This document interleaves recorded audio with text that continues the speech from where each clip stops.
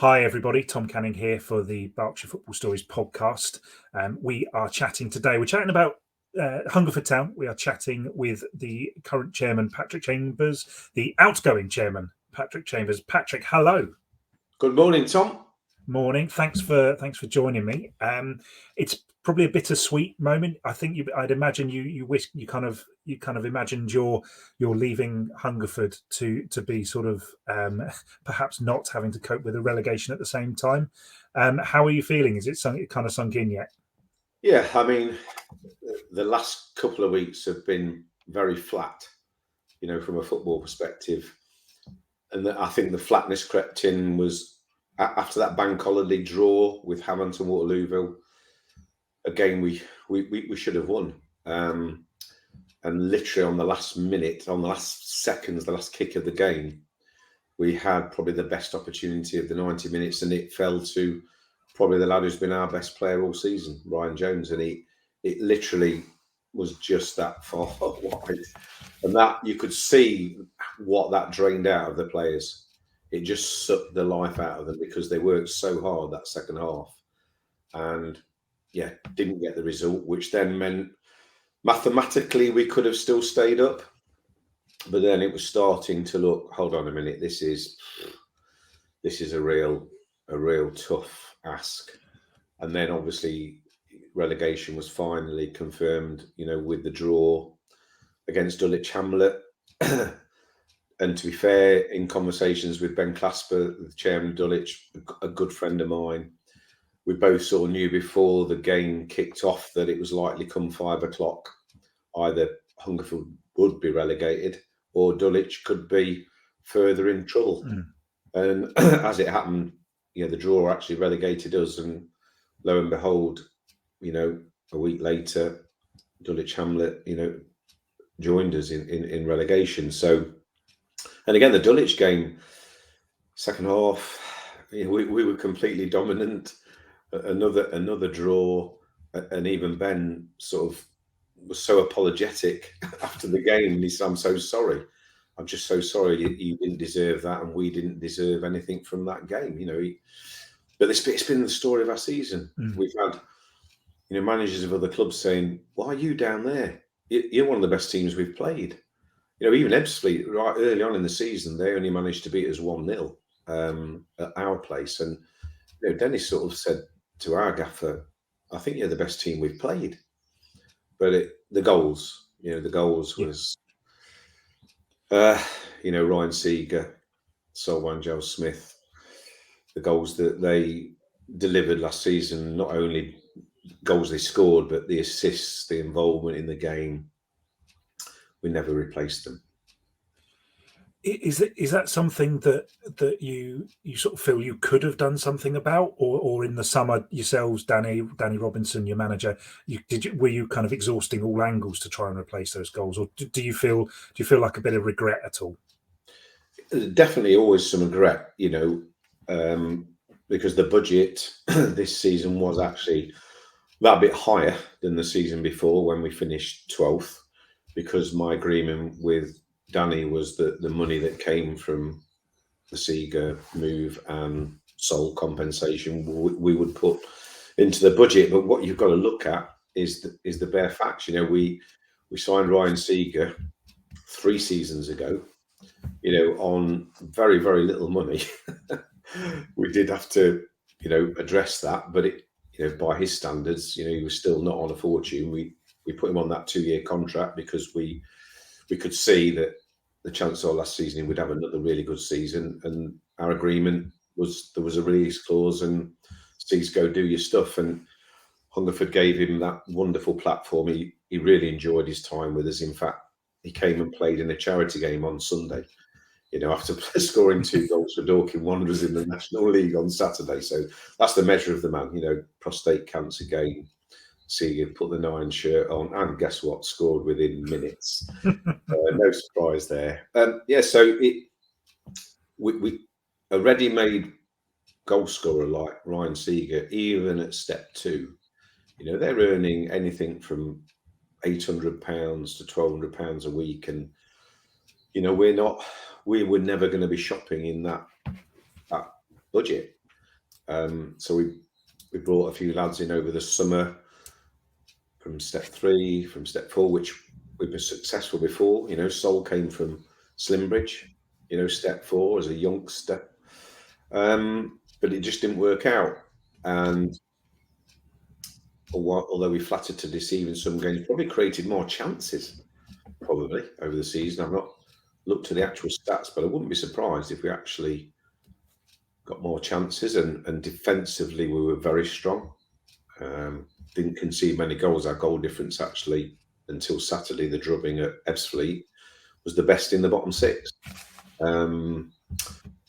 But by the time sort of Christmas came and we were, well adrift, bottom of the league, we then did manage to bring in David Breman, who'd left Crawley Town, and he was something else.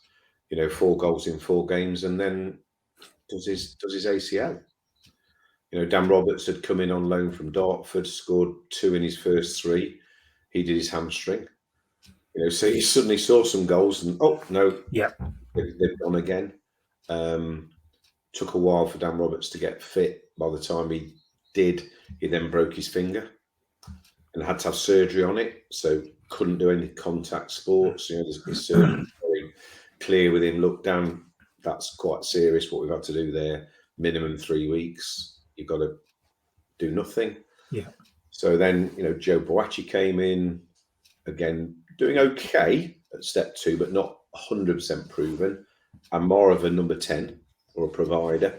We took a chance on Great Evans, again from step 3, came in with a few goals.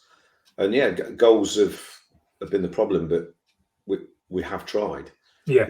We've failed. That's all you can say. We got our recruitment wrong over the summer, and Danny the gaffer has been quite public about that and put his hand up. But when you're shopping at Aldi, you can't go to Marks and Spencers and Waitrose. You've got to hope that you uncover one, and this season we didn't.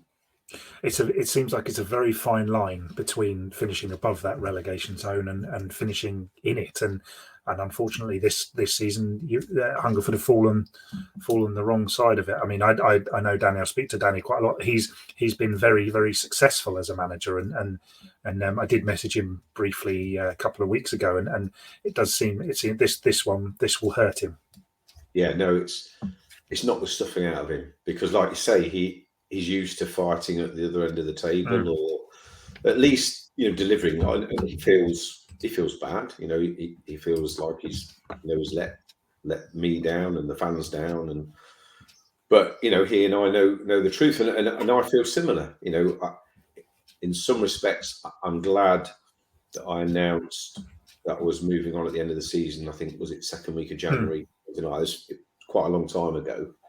And the main reason for that was to try and work with the committee to find other people that would come and join the committee and help. And a couple of people have put themselves forward. But if anybody listens to this, fancies getting involved with a lovely football club, a wonderful football club, the chairman's role is still available. We'd love to talk to them. But like I said to you, off air just before we started recording, before a ball was kicked this season, whilst we tweaked the budget, we knew it was still going to be either the lowest or the second lowest budget in the division.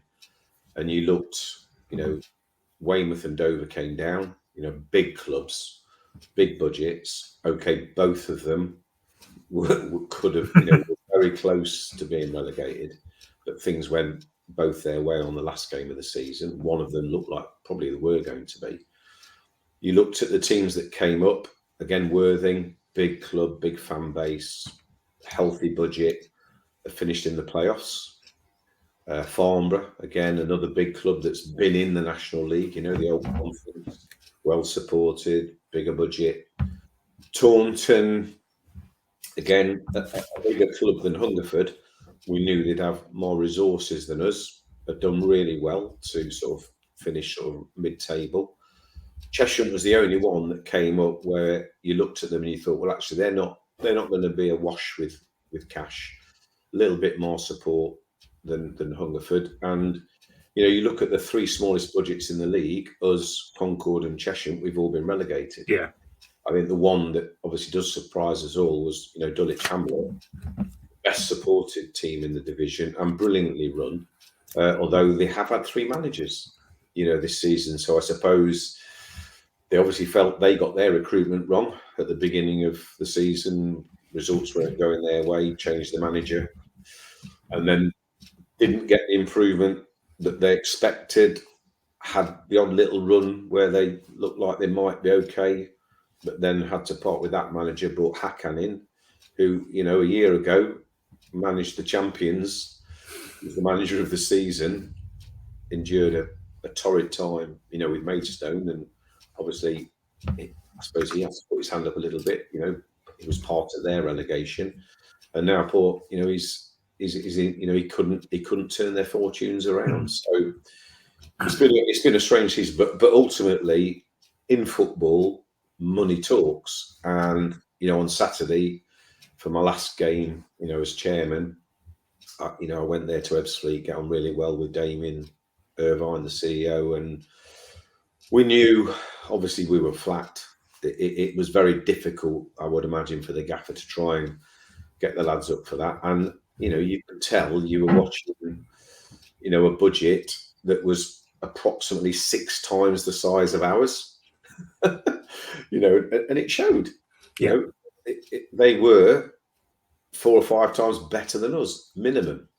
All over the pitch. We didn't have a single player that would get in their starting 11, never mind their, and probably wouldn't even get in their squad.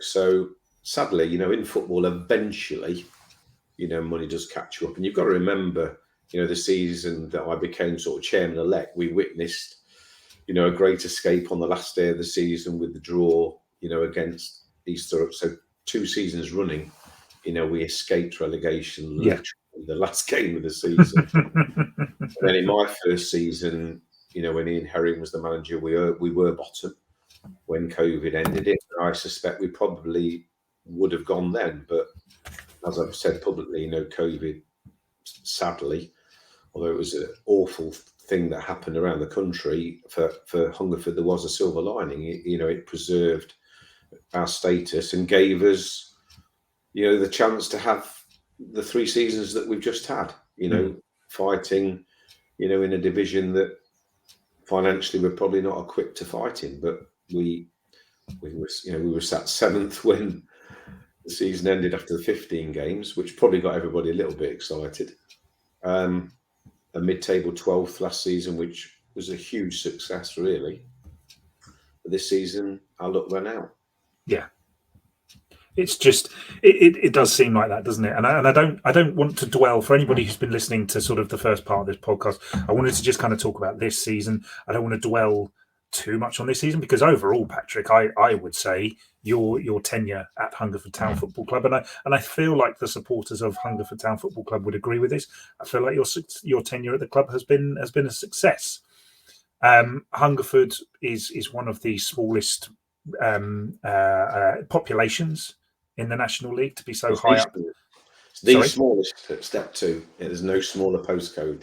Now, of course, however many people live where your football club is doesn't decide how well you perform on the pitch. That's down to the football team. But it's a club, and you've kind of formed this hashtag, and you've had this for quite a while. This small but mighty, and we've had that for quite a long time. And I kind of wanted to just move on, perhaps maybe to in a kind of sort of part 2 about kind of what I feel like, and maybe you can add some into this, what the highs of your time at the football club have been, and I certainly feel like if it wasn't on the map before, Hungerford and Hungerford Town Football Club are certainly on the map in no small part, I think, due to your time at the football club and the managers that you've appointed to the football club.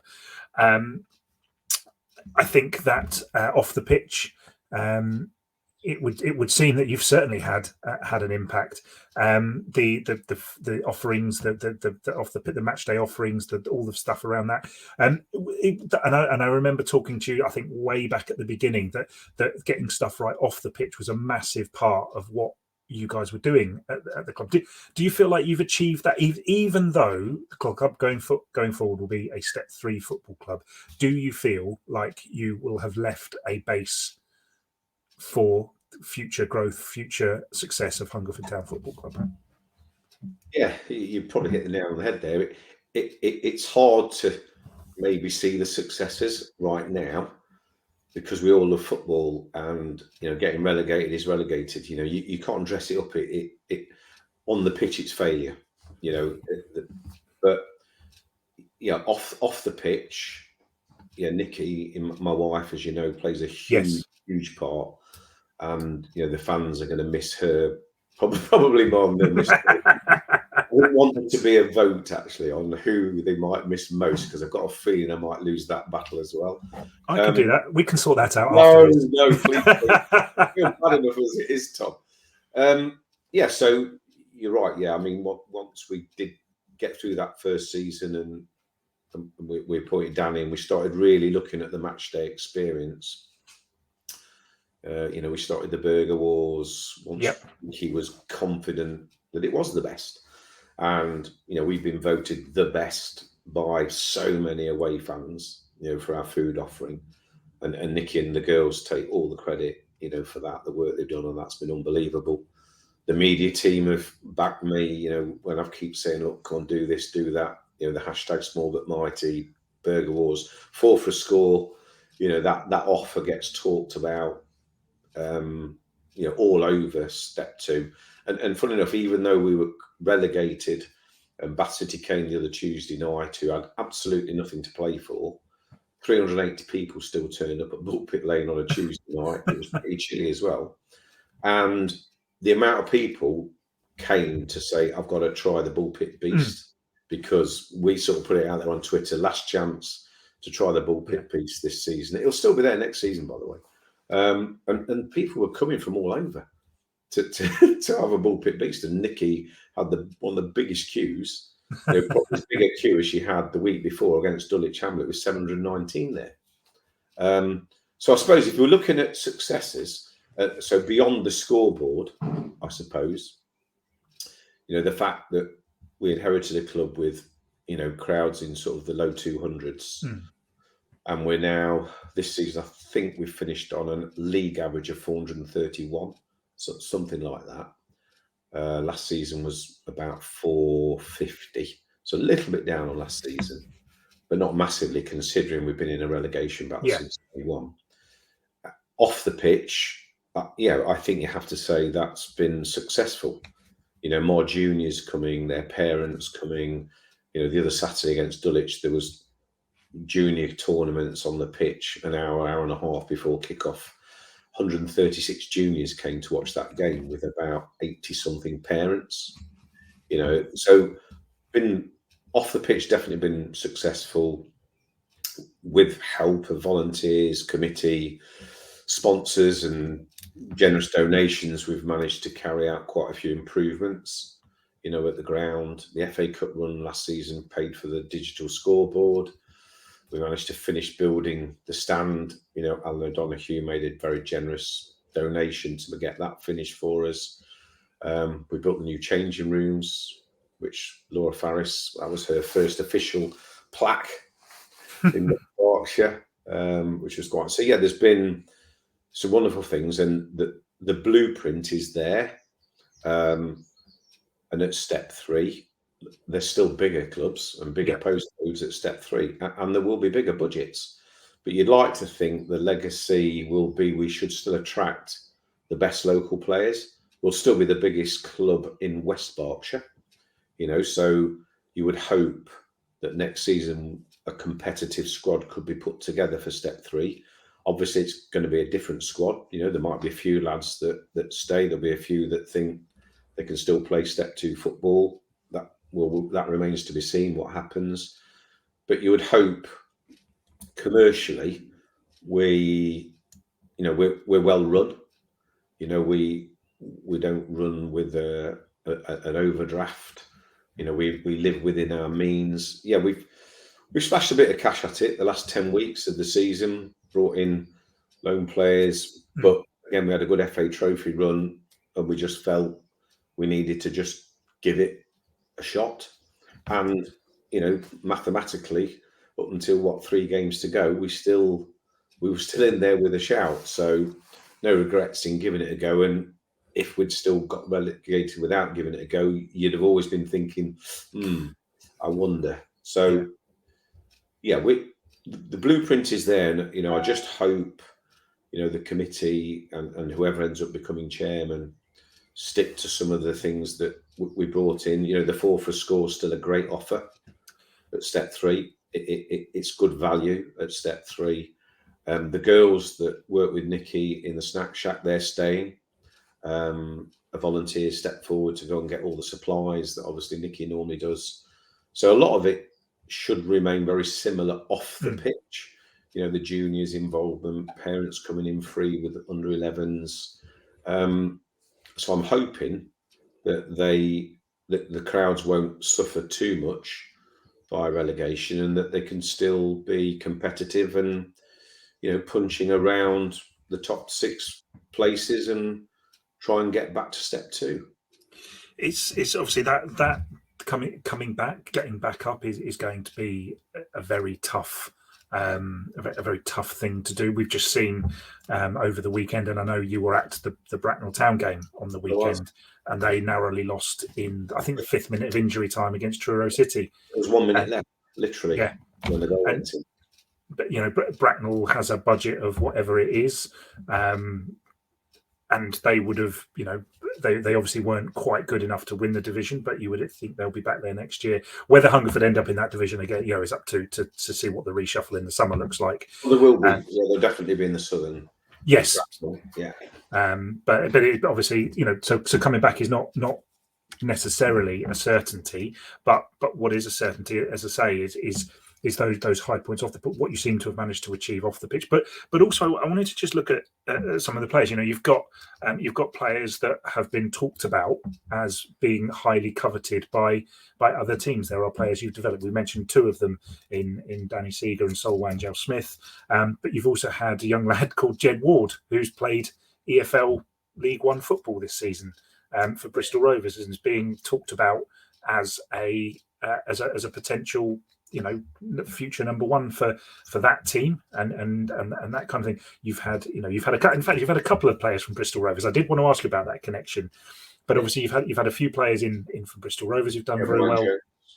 Yes, in Ryan Jones as well, and you've got young Jake Evans, who's had a very good season from what I can see. So there are, and I would say that there would appear to be plenty of high points that have happened at Hungerford Town during your tenure. So I would certainly look back on that, and as I say, it'll take a little while, I think, for you to perhaps, yourself and Nikki, to perhaps fully see what you achieved there, and maybe we will only really see what you achieved come next season, because it will depend on those foundations that you've built, doesn't it, I think? Yeah, absolutely. And I've become friends with Kane, the chairman and owner of Bracknell Town, and we talk openly with each other about budgets. And obviously, he got one eye on getting that promotion, so he was asking me about certain things, in the National League South. What sort of budgets do you need? So he knew to the penny what our budget was, and funnily enough, the budget we had in the National League South this season was identical to the budget Bracknell had at step 3, pretty much to the penny, Tom. And Kane won't mind me saying that, so that Bracknell have been incredibly competitive with that budget. Obviously, they had those cup runs, which massively would have helped their finances. But like you say, they still just fell short. So he knows what's required to be competitive at that level financially, and he knows that same budget, if they had achieved promotion, probably would have seen them fighting for their lives. Just the same Hungerford have been doing. So that's what we're talking about. So a healthy budget at step 3, it is just not enough once you get to step 2, because you've got clubs spending £500,000 plus our budget, I think we set a budget for 165,000. We ended up spending about 175, something like that. And it was just nowhere near enough, and you've got Ebbsfleet, who, as far as I'm aware, was spending around $1 million. So that's what you're up against. And there's lots and lots of teams spending 250, 350, 400,000. So it's a big ask, and probably easier to stay here once you're here, which would have had those 7 seasons, which is something the fans and everybody will always look back on with some pride. But to get here is hard. Western Super, big club, as far as I'm aware, we're spending quite a lot of money and are looking at some very, very good players for National League South next season, which is going to be incredibly competitive. Yeah. With Yeovil, Torquay, Maidstone. You look at the clubs that have come up, Western Supermare, Bishop Stortford. It's going to be really, really tough in the National League South next season. It's going to be fascinating to see, I think, how that division pans out. And let's just sort of just round things off nicely. You obviously, for anybody that wasn't aware, yourself and your wife Nikki are taking over at Gloucester City next season. Now, Gloucester City could well be Gloucester City National League North club, aren't they? And they could well, by the time you take over next year, they could be a National League. I wish they would call it the Premier. It drives me mad. That it isn't. So could be a step one club. When you go in there. So just sort of to round things off. Obviously, I know you wrote a lovely when you decided to leave. You mentioned this already in January. You posted that you were going to yourself and Nikki were going to be stepping aside. How did that come about at Gloucester City? Gloucester City is a very interesting club, and I am sure there will be a few Gloucester City supporters who will be listening to this, trying to pull out what you're going to say. I understand the relationship with the media from the club at the moment is not brilliant. You obviously have had a brilliant relationship with your local media, not just us, but Robbie Stelling at the New Brooklyn News. That is clearly something that is going to be part of what you do. Let's say the charm offensive when you get in there. But let's just sort of start at the beginning. How did that come about, and why have you decided to take that decision? It came about really quite simply. So in that COVID season, the one that got cut short, where it was only 15 games, we played a pre-season friendly at Gloucester City. It was the very first game held back at the stadium since it had been rebuilt, and Alex and Eamon, had put in a lot of money to make that happen. So obviously I met Alex because only officials of the club were allowed to be in attendance. There was no fans allowed. That was a really exciting sort of 3-3 draw. And obviously, if you remember that season, they were top of National League North when it ended after 15 games with James Rowe as their manager. And we were sat 7th in National League South in a playoff place. And there was that little 2-week gap. They closed the season down for 2 weeks and then were supposed to restart, which they did. So we actually played them again in another friendly just to keep the lads on their toes. And that was 2-2. So, we knew how competitive we were. And Alex and I we became friends. I went to his 40th birthday the following season. We chat from time to time. He appeared on my podcast, From the Chair, which, some of the emotions coming out of Alex in that particular podcast were unbelievable. And he was talking to me all pre-Christmas about his thoughts about, stepping away, and tongue-in-cheek a couple of times, even maybe a year ago, he would sort of say, well, you'd make a great chairman here. And I went, oh, hold on a minute, I'm happy doing what I'm doing. But then when we were chatting over Christmas, and he needed to focus on his business as well. He's been very open and honest, about finances, and he's had to make some people redundant. He's in property, and he's got the best intentions for that football club. He's poured 5 or 6 years of his life into it, hundreds and hundreds of thousands of pounds into it, maybe even into the millions, along with Eamon. And he wants it to go to safe hands. So the tongue-in-cheek conversations suddenly became a little bit more meaningful, and sort of like what the football club really needs is someone like you and Nicky, and then the seed's there, isn't it? And then Nicky's thinking, oh, imagine what we could do there. It's a city, 150,000, not a postcode of 6,000, and I suppose we did feel we'd taken Hungerford pretty much as far as we could take them off the pitch. It felt like we probably had squeezed the lemon, and I've used that expression. And I'd always said from the day I took the job, I would give it 3 to 5 years. So I've been true to my word. I've done 4, and the opportunity to take over a club.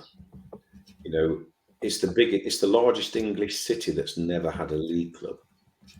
And you'll hear people say, "Oh, well, it's a rugby city." Well, my answer to that is, in my lifetime, Leicester Tigers have been the most dominant rugby club, and it didn't stop Leicester City win the Premier League. No.